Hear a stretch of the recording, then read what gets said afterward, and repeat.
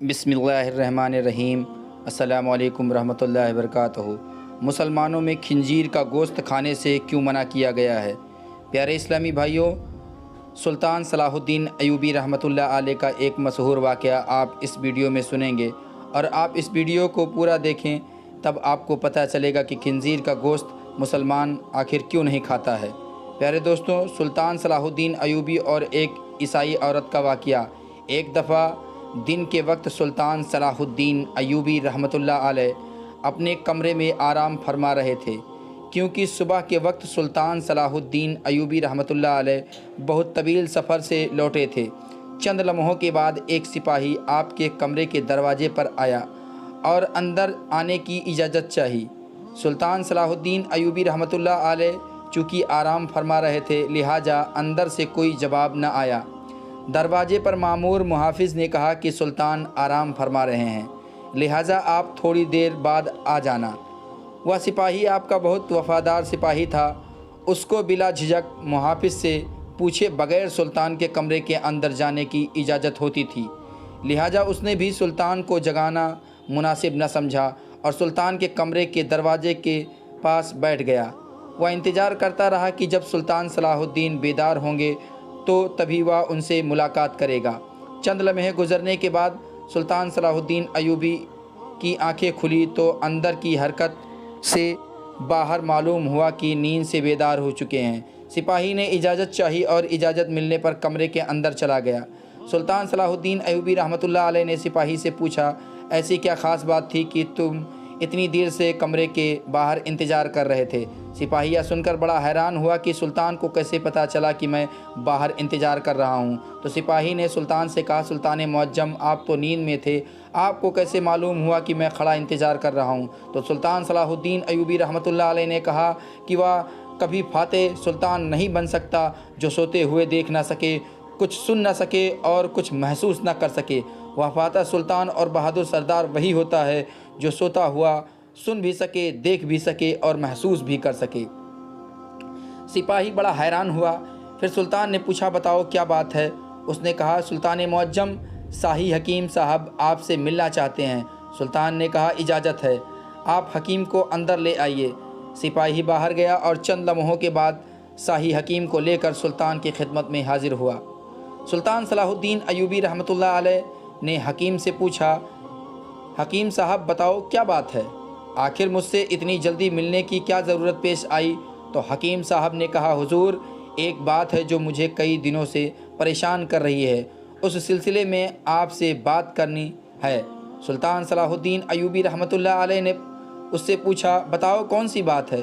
तो उसने कहा, सुल्तान मुअज्जम, मेरे हकीम खाने में मेरी बहुत सारी शागिर्दों में से एक शागिर्द है जो कि एक खातून है और ईसाई मजहब से ताल्लुक़ रखती है।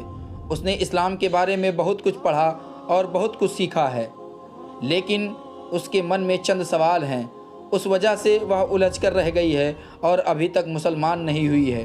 वह चाहती है कि मुसलमान हो जाए, लेकिन एक सवाल का जवाब मेरे पास नहीं, जिसकी वजह से वह अभी तक मुसलमान नहीं हुई। सुल्तान सलाहुद्दीन अयूबी रहमतुल्लाह अलैह ने मुस्कुरा कर कहा, सुल्तान के हकीम होते हुए भी तुम्हें एक सवाल का जवाब नहीं आया? बताओ वो कौन सा सवाल है जो उस औरत के ईमान लाने के दरमियान रुकावट बना हुआ है? हकीम साहब ने कहा कि सुल्तान मुअज्जम, वो औरत कहती है कि आखिर मुसलमान खिंजीर यानी सूअर का गोश्त क्यों नहीं खाते हैं? इसे खाने में आखिर बुराई ही क्या है? क्या इसके खाने में कोई नुकसान है कि जिसकी वजह से मुसलमान खिंजीर का गोश्त नहीं खाते, बल्कि इससे सख्त नफ़रत करते हैं? और वह यह भी कहती है कि हमारे गांव में तो सभी लोग अक्सर खिंजीर का गोश्त खाते हैं और अपने कबीलों में खिंजीर पालते हैं और बड़ा होने पर उसको काट कर खाते हैं, और जब वह मुझसे सबक लेकर अपने घर वापस जाती तो वो अपने घर वालों के साथ खूब खिंजीर का गोश्त ही खाती, क्योंकि यहाँ तो उसके लिए खिंजीर का गोश्त मैसर नहीं है। मेरे पास उसके इस सवाल का कोई माकूल जवाब नहीं था और मैं नहीं जानता कि उसे किस तरह मुतमईन करूं। लिहाजा अगर आप उसके सवाल का जवाब दे देंगे तो मुमकिन है कि आप उसके नूरे हिदायत की तरफ आने का जरिया बने और शायद वह गैर मुस्लिम औरत मुसलमान हो जाए। یہ سن کر سلطان صلاح الدین ایوبی رحمۃ اللہ علیہ نے حکیم سے مخاطب ہو کر کہا کہ کل تم اس خاتون کے ساتھ دربار میں حاضر ہو جانا۔ دوسرے دن صبح جب سلطان دربار میں پہنچے تو حکیم صاحب اس خاتون کے ہمراہ تشریف فرما تھے۔ پھر حکیم صاحب نے کہا کہ سلطان معظم، یہ ہے وہ خاتون جو میری شاگرد ہے اور جس کا میں نے آپ سے ذکر کیا تھا۔ سلطان صلاح الدین ایوبی رحمۃ اللہ علیہ نے عورت سے کہا، بتاؤ خاتون تمہارا کیا سوال ہے؟ تو اس عورت نے کہا، سلطان معظم، میں نے اسلام کے بارے میں بہت کچھ پڑھا اور سیکھا ہے، یہاں تک کہ اب میں اس جگہ پر آئی ہوں کہ میں اسلام قبول کرنا چاہتی ہوں، لیکن ایک بات ہے جو مجھے اسلام قبول کرنے سے روک رہی ہے۔ وہ یہ بات ہے کہ اسلام خنزیر کے گوشت کھانے کی اجازت کیوں نہیں دیتا؟ یا تو ہماری سب سے پسندیدہ خوراک ہے، چاہے کچھ بھی ہو جائے میں تو اس کو کھانا نہیں چھوڑ سکتی۔ میں نے اسلام کی تعلیم حاصل کرنے میں ہر جگہ دیکھا ہے کہ جہاں بھی اسلام نے کسی چیز سے روکا ہے تو اسے منع کرنے کی وجہ اور اس کے نقصان کے بارے میں بھی بتایا ہے، لیکن خنزیر کے گوشت کے سلسلے میں تو مجھے کوئی مضبوط دلیل نہیں ملی۔ میں نے جب اپنے بائبل کو پڑھا تو اس میں بھی خنزیر کا گوشت کھانے سے منع نہیں کیا گیا، تو پھر اسلام نے اسے کیوں منع کیا ہے؟ آخر اس کے گوشت میں سے ایسی کیا خرابی ہے؟ تو عیسائیوں کی سب سے پسندیدہ خوراک ہے۔ یہ سن کر سلطان صلاح الدین ایوبی رحمۃ اللہ علیہ اس سے مخاطب ہوئے اور کہا کہ اے خاتون، اللہ تعالیٰ نے قرآن پاک میں 3 جگہوں پر خنزیر کا گوشت کھانے سے منع فرمایا ہے۔ پھر آپ نے ان آیتوں کا ذکر بھی کیا۔ پھر سلطان نے اپنی ایک مشیر سے کہا کہ وہ بائبل کتاب لاؤ جو اپنی اصلی حالت میں موجود ہے۔ جب کتاب سامنے پیش ہوئی تو آپ نے اس میں سے وہی جگہ تلاش کر کے دکھائی جہاں لکھا ہوا تھا کہ خنزیر کا گوشت کھانا منع ہے۔ عورت یہ دیکھ کر بولی، یا کیا بات ہوئی؟ جو میرے پاس بائبل ہے اس میں تو واضح طور پر یعنی صاف لکھا ہوا ہے کہ خنزیر کا گوشت کھانا منع نہیں ہے، اور اس میں لکھا ہوا ہے کہ منع ہے۔ سلطان صلاح الدین ایوبی رحمۃ اللہ علیہ نے کہا کہ مجھے ترس آتا ہے تمہارے ان لکھنے والوں پر جو اپنی عیاشیوں کے لیے اس پاک کتاب کو اپنے لفظوں سے بالکل تبدیل کر رہے ہیں۔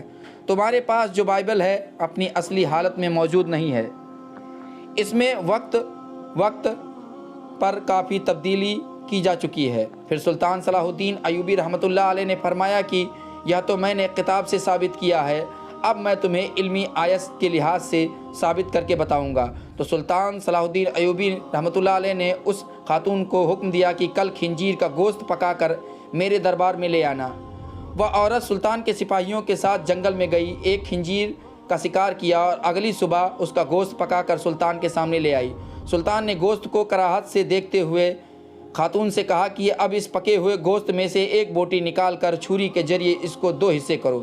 جب خاتون نے بوٹی کے 2 حصے کیے تو اس کے درمیان میں سے گوشت کچا تھا۔ سلطان نے کہا، اے خاتون، کیا تو نے اس گوشت کو اچھی طرح پکایا نہیں؟ نہیں سلطان معظم، میں نے اس کو بہت اچھے سے پکایا ہے۔ سلطان نے کہا کہ اب تمہاری سمجھ میں میری بات ضرور آئے گی کہ اس حرام گوشت کو چاہے جتنا بھی اچھی طرح پکا لو، ایک بار پکاؤ یا بار بار تپش سے 2 پوری طرح پکاتی ہو، اس پر بیچ میں سے کچا رہنے کے باوجود یہ تمہارے پیٹ کے اندر جاتا تو بہت ساری بیماریوں کا سبب بنتا، اس لیے اسلام نے اس کو کھانے سے منع کیا ہے۔ آپ خود ایک حکیم کے زیر اثر تعلیم کر رہی ہیں، لہٰذا آپ خود اندازہ لگائیے اگر کوئی کچی چیز آپ کے اندر جائے گی تو وہ اندر جا کر کتنی خرابیاں پیدا کرے گی۔ پھر سلطان نے اس عورت سے کہا کہ آپ کو اس جانور کے بارے میں کچھ اور بھی بتاتا ہوں۔